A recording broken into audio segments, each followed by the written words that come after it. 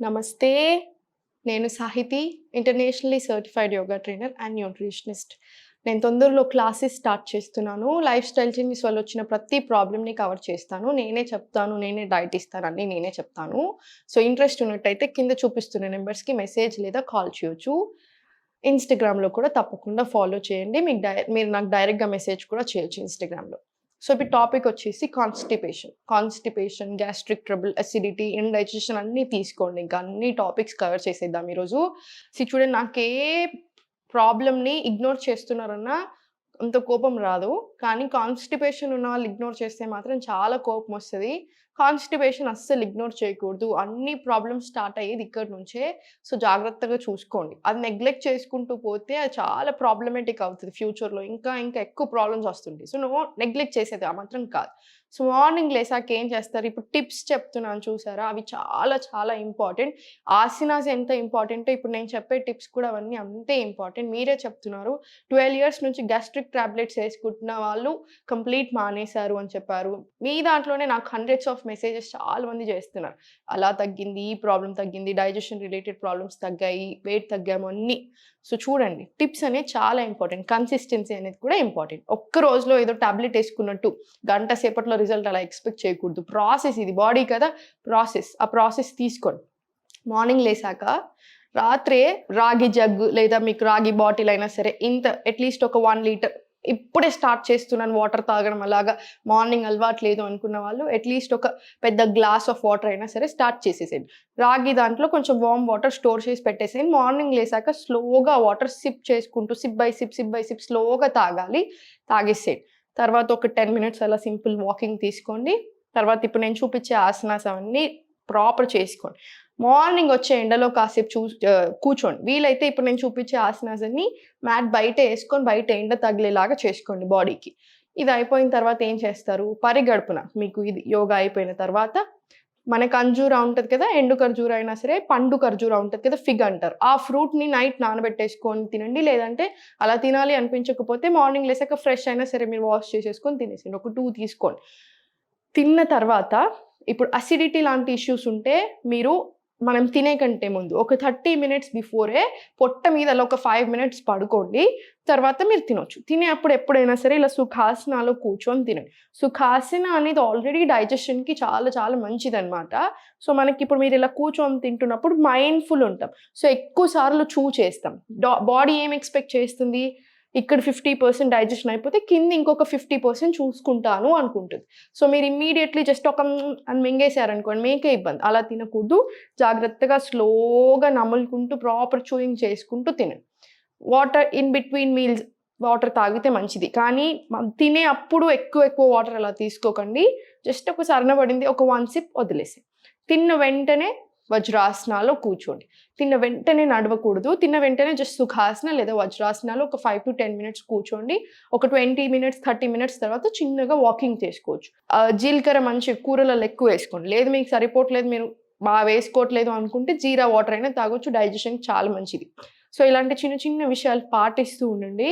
Dinner కూడా early చేసుకోండి. చాలా బావుంటది. ఇప్పుడు నేను చూపించే ఎక్సర్‌సైజెస్ కూడా రెగ్యులర్‌గా చేసుకోండి. 2 టైమ్స్ చేసుకున్నా ఓకే. సో, సుఖాసనాలో కూర్చున్నారు కదా! సుఖాసన నుంచి ఫస్ట్ ఇలా 2 చేతులు పెట్టేసుకొని ఒక డీప్ బ్రీత్ తీసుకోండి. ఎక్స్‌హేల్. ఇప్పుడు స్లోలీ మొత్తం ఫుల్ బాడీ రొటేషన్ తీసుకోండి. స్పైన్ స్ట్రెయిట్ పెట్టి రొటేషన్ తీసుకోండి ఇలా.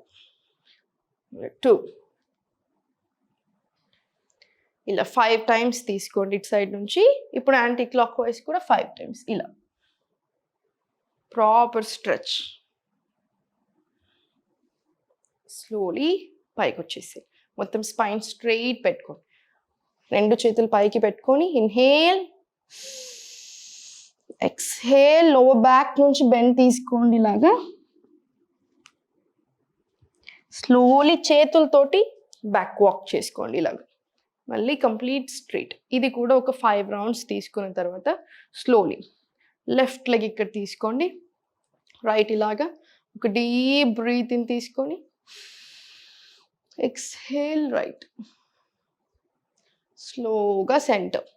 ఇప్పుడు చూడండి, అర్ధవీరాసన అంటారు. ఇది కూడా చాలా చాలా మంచి ఆసన. సో ఇది అర్ధ సుఖాసన, ఇది అర్ధ వీరాసన. స్పైన్ స్ట్రైట్ పెట్టుకొని 2 చేతులు లిఫ్ట్ చేసి ఒక డీప్ బ్రీత్ తీసుకొని ఎక్స్హేల్ చేసుకుంటూ ఇలా ముందుకు.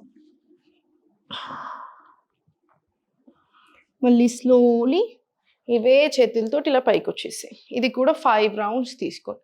మళ్ళీ సేమ్ ఇటు సైడ్ కూడా రిపీట్ చేసుకోండి. ఈ లెగ్ ఫస్ట్ స్ట్రైట్ తీసుకొని ఒక deep breath in, exhale it. Slowly centre తీసుకొని ఇది అర్ధ వీరాసనాలో పెట్టుకోండి. ఇది అర్ధ సుఖాసన.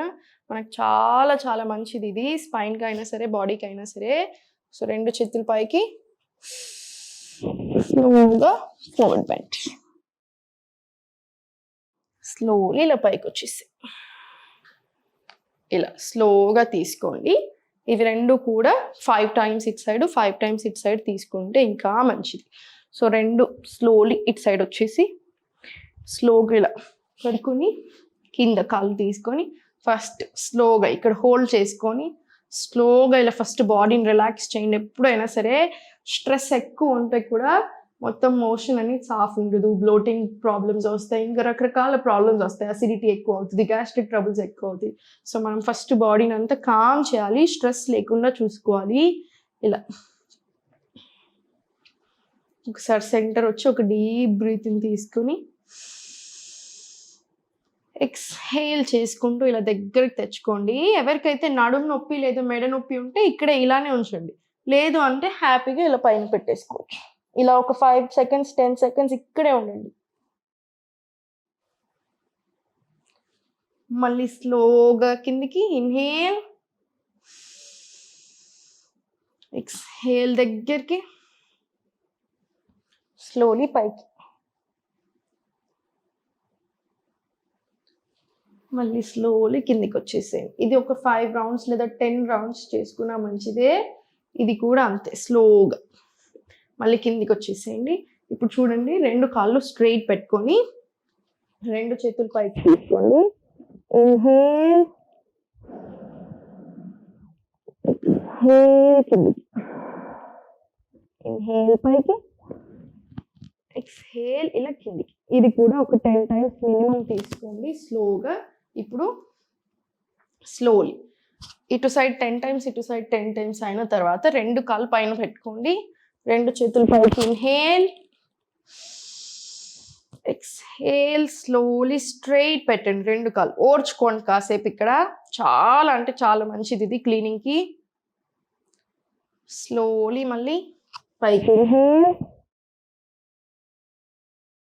ఎక్స్హేల్, స్లోలీ కిందికి,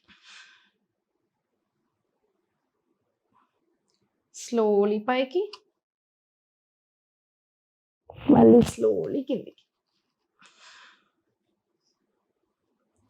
ఇది సేమ్ ఒక 10 టైమ్స్ మినిమం రిపీట్ చేసుకోండి. చాలా అంటే చాలా మంచిది. ఇక్కడ పేరుకపోయిన మోషన్ ఉంటుంది చూసారా, అలా ఉన్నా కూడా పొట్ట బాగా ముందుకు వచ్చేస్తుంది. అది కూడా అస్సలు మంచిది కాదు.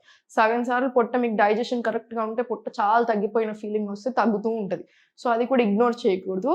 ఇది కూడా ఒక 10 to 15 టైమ్స్ చేసుకున్నా మంచిదే. లాస్ట్కి ఇలా వజ్రాసనాలో కూర్చోండి. వజ్రాసనాలో కూర్చోవడానికి మీకు ఇబ్బంది అనిపిస్తే మీరు సుఖాసనాలో కూర్చోవచ్చు, ఏం పర్లేదు, 2 మంచివే. సో 2 చేతులు ఇలా తీసుకొని ఒక డీప్ బ్రీతింగ్ తీసుకొని ఇలా ఒక 5 డీప్ బ్రీత్స్ తీసుకోండి. Deep breath in, deep breath out. దీని తర్వాత వీలైతే ఒక ప్రాణాయామం చేసేసుకోండి. ఎప్పుడైనా సరే మనకి స్ట్రెస్ ఎక్కువ ఉంటే కూడా మోషన్ అనేది సరిగా పాస్ అవ్వదు, డైజెషన్కి సంబంధించిన ప్రాబ్లమ్స్ కూడా వస్తూ ఉంటాయి. ఇంకొకటి గుర్తుపెట్టుకోండి, మనకి మార్నింగ్ లేచిన 1 hour లోపే మోషన్ అనేది ఫ్రీ అయిపోవాలి. మీకు డేలో ఎన్నిసార్లు వెళ్ళినా ఓకే, కానీ మార్నింగ్ లేచిన 1 hour లోపు మీకు ప్రాపర్ మోషన్ అయిపోవాలి. గంటలు గంటలు కూర్చోవాల్సిన అవసరం రాకూడదు. అదంతా మంచి పద్ధతి కాదు, మంచిది కాదు బాడీకి అస్సలే. సో ఇవన్నీ చిన్న చిన్నగా చేంజెస్ చేసుకోండి, ఆటోమేటికలీ చేంజెస్ వస్తాయి. Thank you.